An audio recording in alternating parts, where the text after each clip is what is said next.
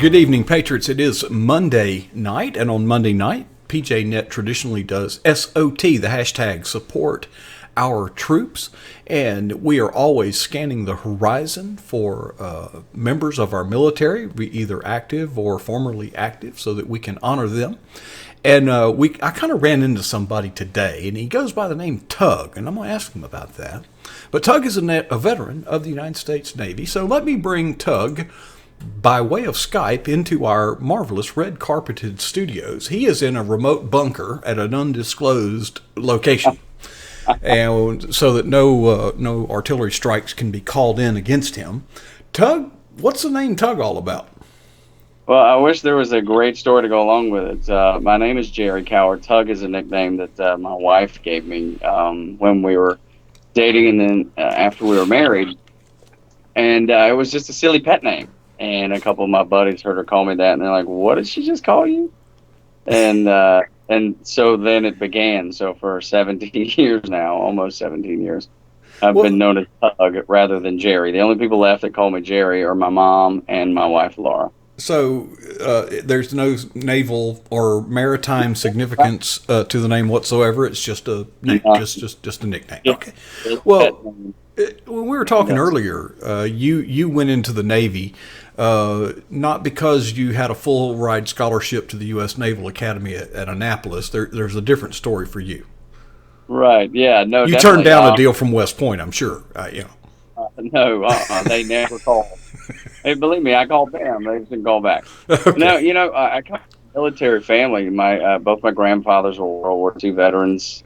Certainly proud of them, and I was the first grandson to join the Navy. But so I had wanted to be in radio for my whole childhood. I used to create my own little radio station in my bedroom with a double cassette deck, and so I got to high school, and I talked to my guidance counselor, and I told her I wanted to be in radio, and she was like, you really can't do that. It's kind of like being a movie star. So I was like, all right.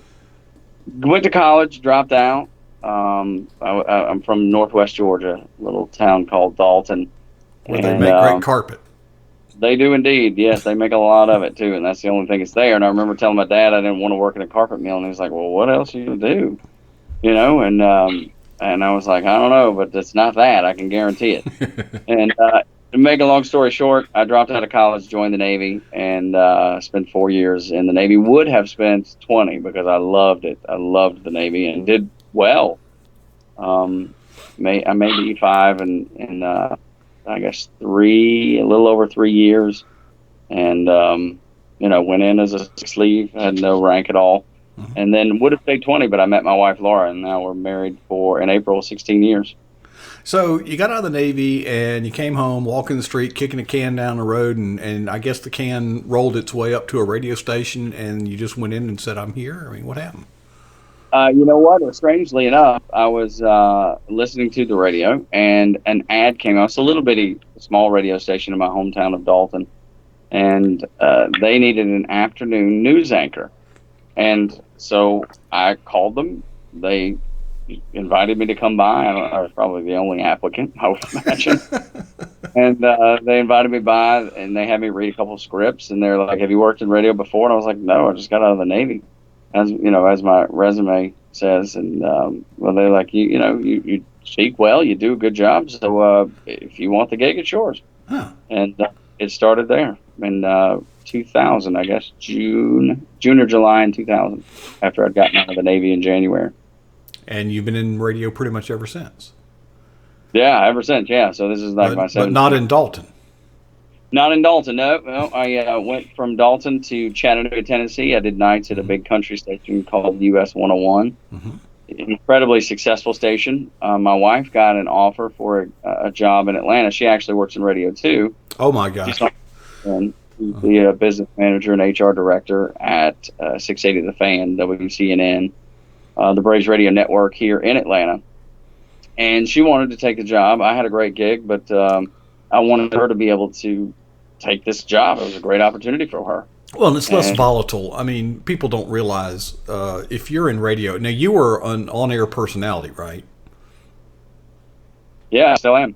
All right. Now, the chances of you surviving what they call the book You just have, you live by it. The ratings can come out, and you can find yourself without a job overnight, unannounced.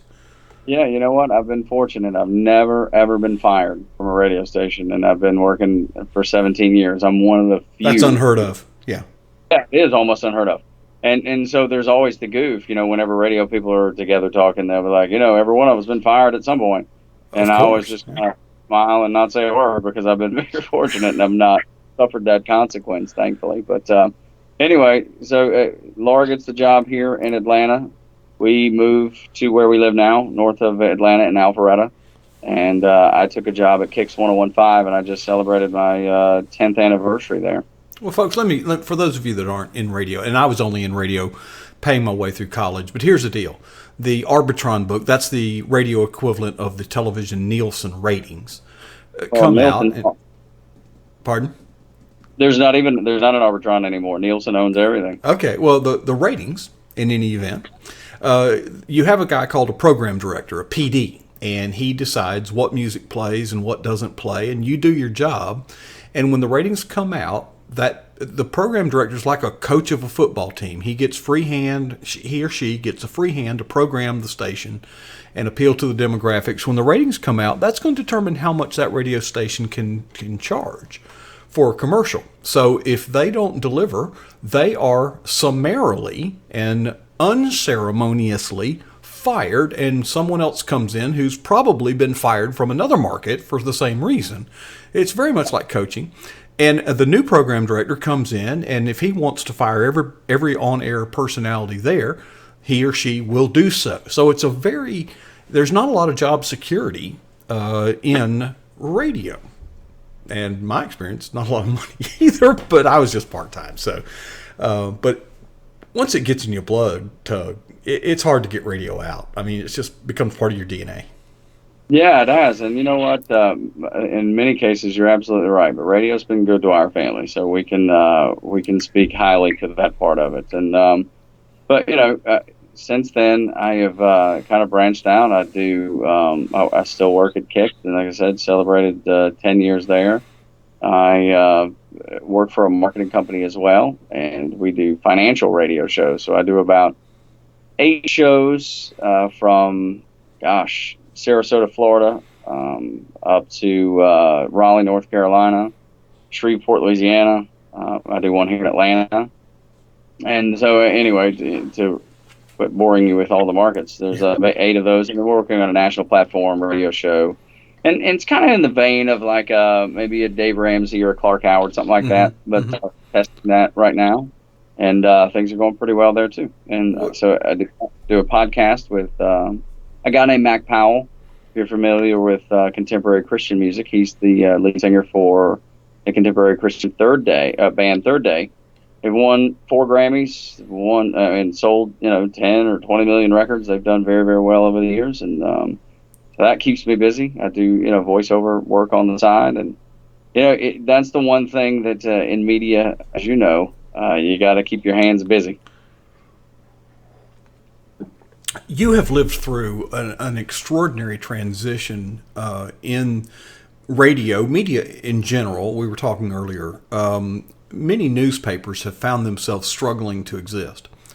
With the advent of the internet and Google and all the things, there's so much news at our fingertips now. The local newspaper is almost a dinosaur.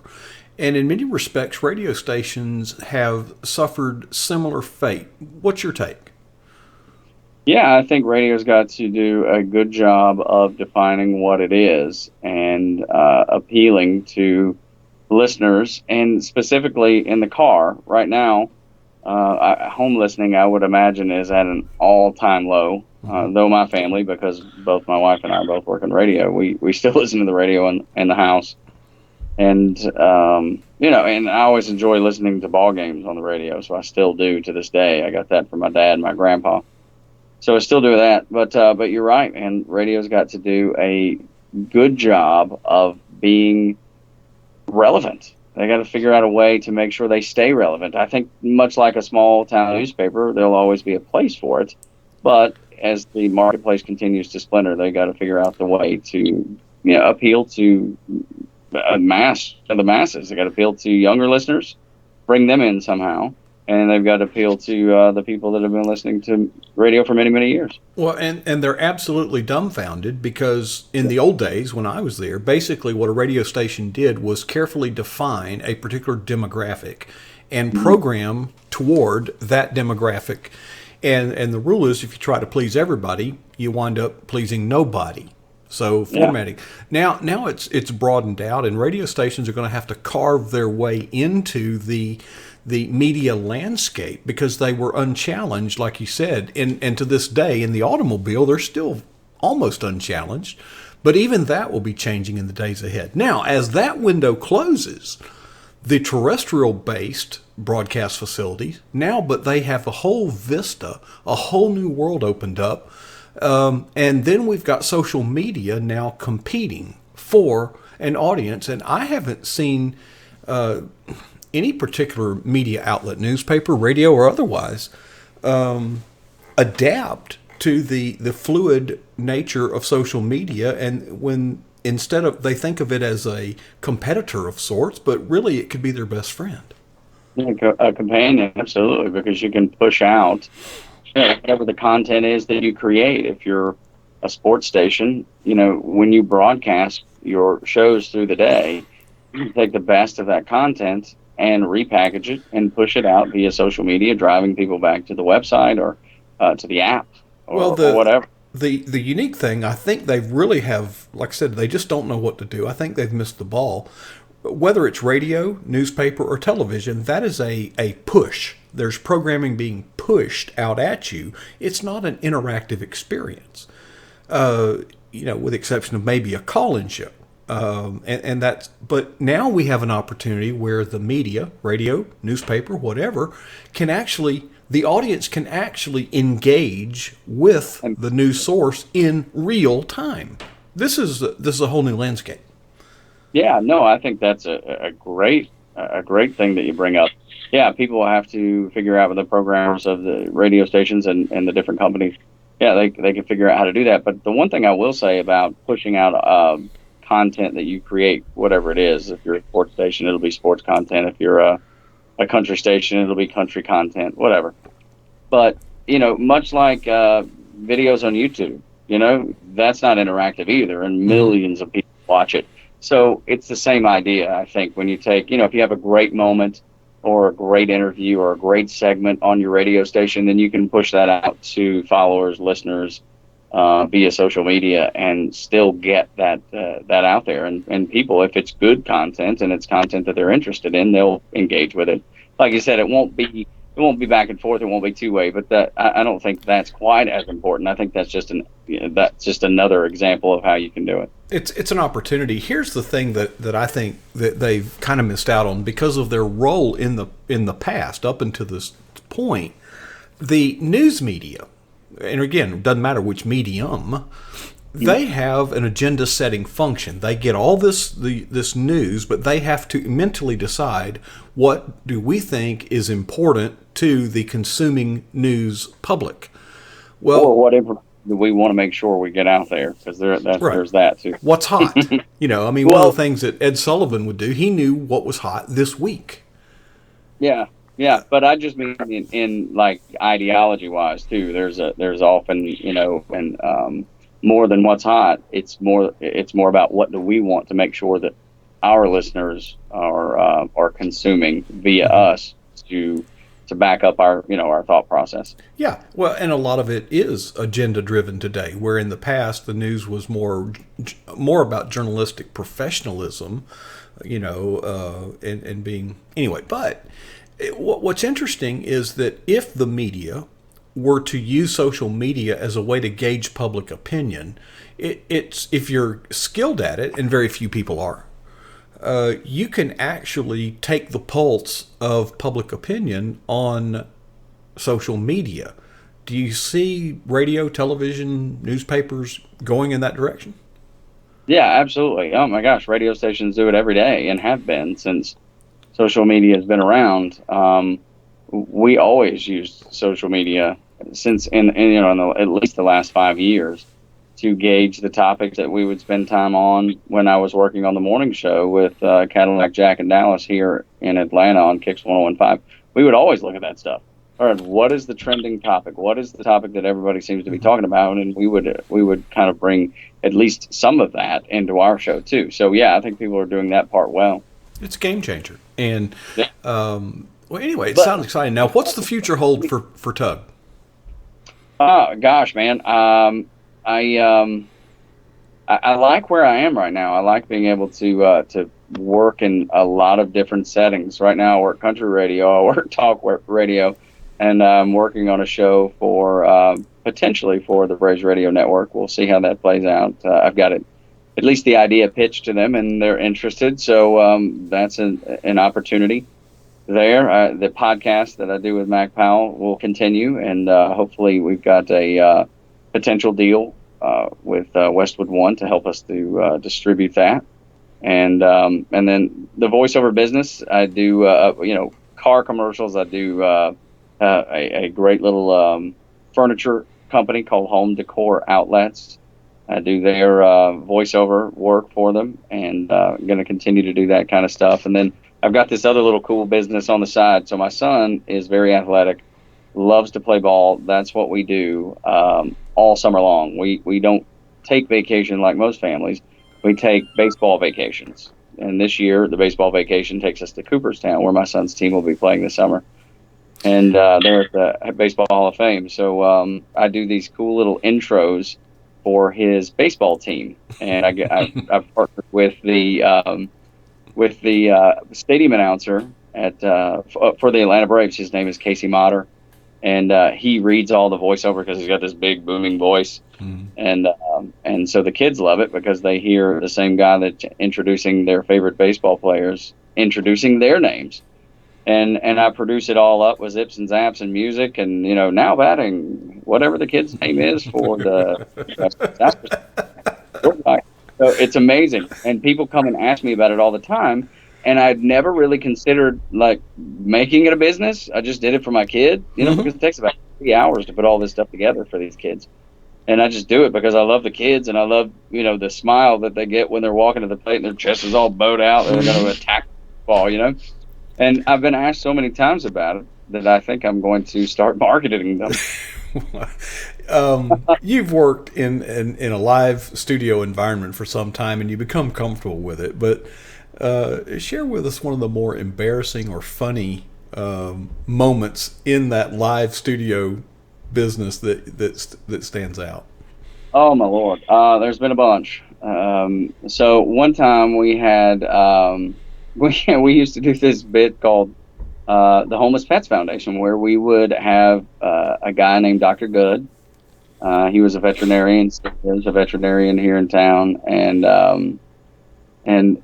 he would come in, bring a homeless pet, and we adopted. I want to say it was like 10,000 over a 10-year stretch. 10,000 dogs. And so one time there was, the dog, had an accident, pooped in the floor, and Good was dropping profanity left and right. He was like, "Oh my gosh, the dog is," and look, we didn't use a delay, anything. Yeah. And so all of that was broadcast live, and I've never laughed so hard in my life. And I was like, "Dr. Good, shut up!" And so there was that, and there's just been numerous things like that over the years, where you just have to roll with the punches and doing funny bits, pulling pranks on people. That was always really, really fun to do. This is still some of my favorite stuff is pulling pranks. It's very, very spontaneous. I was when I was working at 100,000 watt FM rock station here in Tallahassee. We were the flagship station for the Seminole Sports Network at that time. Okay. And of course, it's live, and the clock's running all the time. And of course, I'm trying to patch this out, and it's being fed to hundreds of stations around the country. You'd think they would find somebody more qualified than a part-time college student to manage that, but there I was. And of course, you got, when you go away for a commercial, you're streaming out the commercial content, the network commercial, but I'm able to hear what's being said back at the stadium.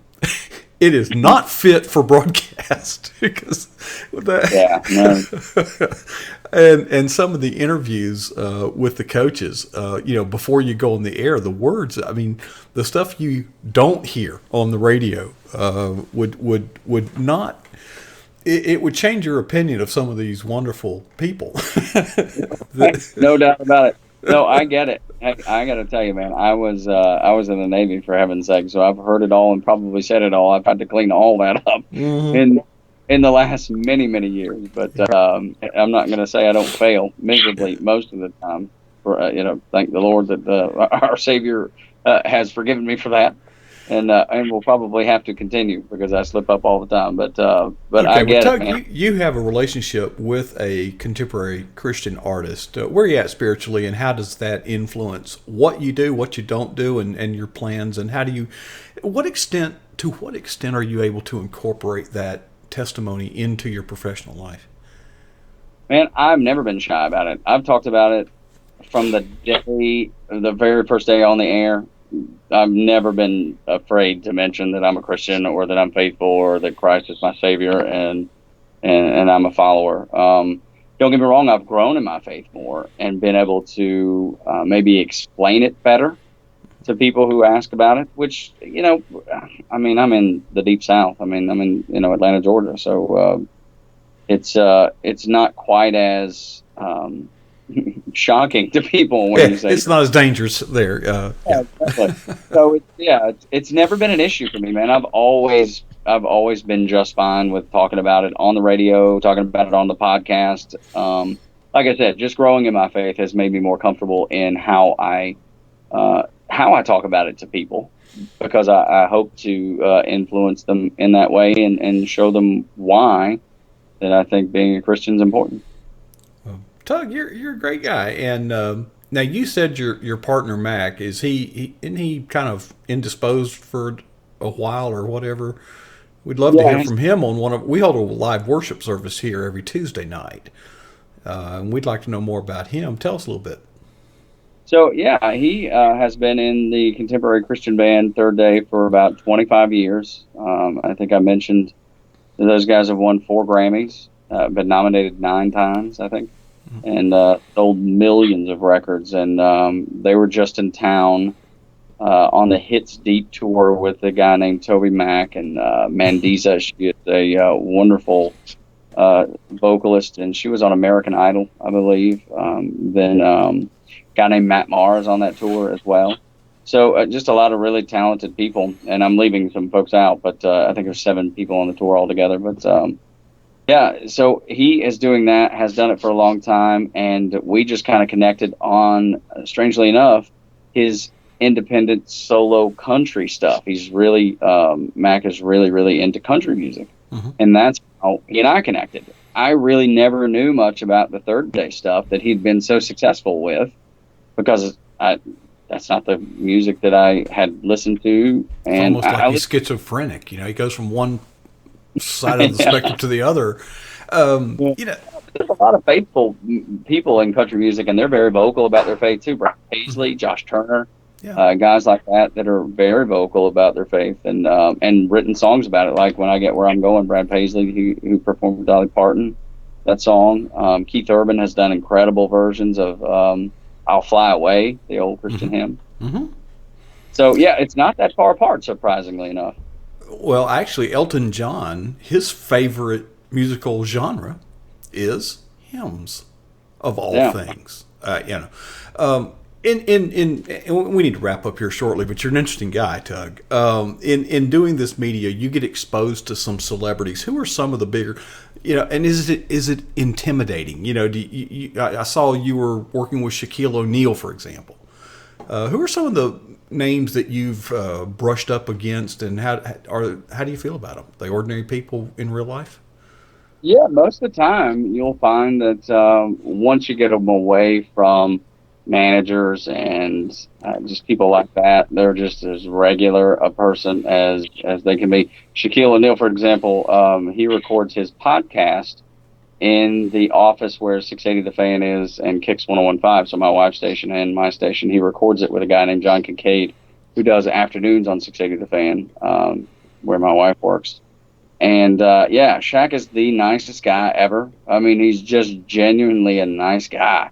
Not, I've never seen him with any sort of ego. He takes every picture, signs every autograph, Really. and he comes into the office regularly. And it just seems that nobody can get enough of him. You know, just because he's such a big personality and a big guy. You're a big guy.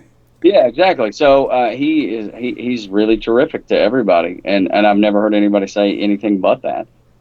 Tim McGraw is such a nice guy. He's one of the biggest guys in country music for sure. He's a big star. He's done movies, and he's done. I think he's narrating a show on CNBC that comes on around when Shark Tank comes on, which is very popular in my house. But Tim is such a nice guy. It's funny when I see him. Always, because he meets 1,000 people a day, I always reintroduce myself. Hey, Tim, good to see you. Tug from Kicks 1015. And he's said many times, which always makes me feel nice, but it's kind of funny. He's like, I only know 2 Tugs, my dad and you. And that's it. It's like occasionally I'll know of someone who will tell me they've named their dog Tug. But other than that, the only 2 that I know are you and my dad. Well, Tug, hey, good. I'm glad we kind of ran into each other. And folks, we've put it in the chat room. You can also find out more about Tug at, guess what? Tug Cowart, TUGCOWART.com. Tug, Godspeed to you. And let's talk again sometime down the road and compare notes. And we just wish you the very best in your professional life and in your ministry. And thank you for your service in the United States Navy. Yeah, well, I appreciate your time. Thank you for your kindness. All right, have a good one. Well, folks, I hope you enjoyed that as much as I did. I guess being a former radio guy myself, it's really good to run into Tug, and I appreciate him taking his time to share with us. So we will continue PJNET's SOT, that is Support Our Troops Live, #rally, and I'll turn the controls back over to Sunbelt Girl.